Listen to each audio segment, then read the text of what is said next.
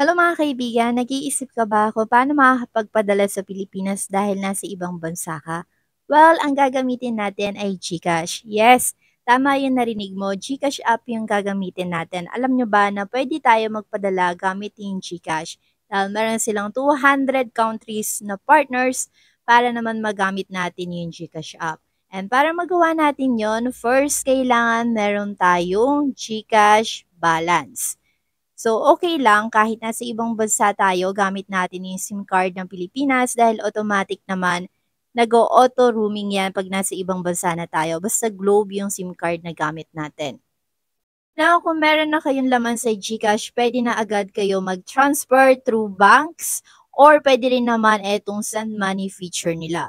Pero kapag wala pang laman ng GCash nyo, kailangan nyo munang mag-cash in. And para hindi kayo mahirapan, ituturo ko sa inyo yung procedure kung paano mag-cash in. Ang kinaibahan lang nito, pipili lang tayo ng mga partnership nila dito kapag nasa ibang bansa tayo. So, itap lang natin yung cash in. And dito, how to cash in, hintayin lang natin. Wait, naglolo ko yung aking GCash.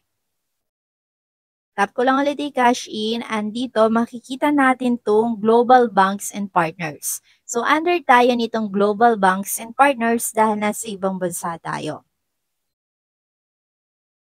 Tap lang natin to and makikita na natin yung kanilang partnership. So dito international banks pwede tayong gumamit. So meron ditong EU, UK, and USA. Pero kung online remittance claim naman ang gusto nyo, ito yung mga kailangan nyo. So i-claim to sa remittances using reference numbers. Pero kung gusto nyo naman through partners, websites, apps, or branches, ito yung mga pagpipilian nyo. And mag-open tayo ng isa dito para makita nyo kung ano ba yung instructions na nakalagay. So for example, itong Zoom yung gagamitin natin. Para makapag-cash in tayo, ito yung instructions. So kailangan natin mag-download ng Zoom's app or via zoom.com. So puntahan nyo lang yung website ng Zoom. Then i-enter natin kung magkano ba yung amount na isa-send natin.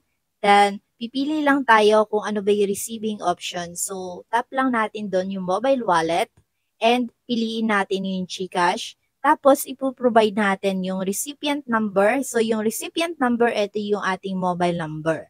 Tapos i-enter lang natin yung ating personal information doon. And ito yung format, kailangan 09, so hindi siya naka-add ng sa Philippines code na +63, okay? So once na makapag-cash in na tayo sa ating GCash account, pwede na tayo magpadala sa Pilipinas ng pera.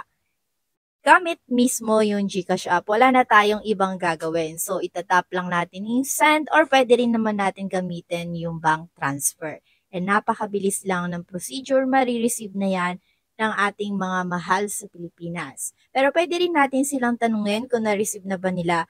And kung hindi pa, pwede naman tayo mag-submit ng ticket para mabigyan ng solution ni GCash. And by the way, kung hindi nyo alam mag-submit ng ticket, marami na din tayong videos regarding dyan sa topic na yan. Okay, hanggang dito na lang ang video natin mga kaibigan and see you around.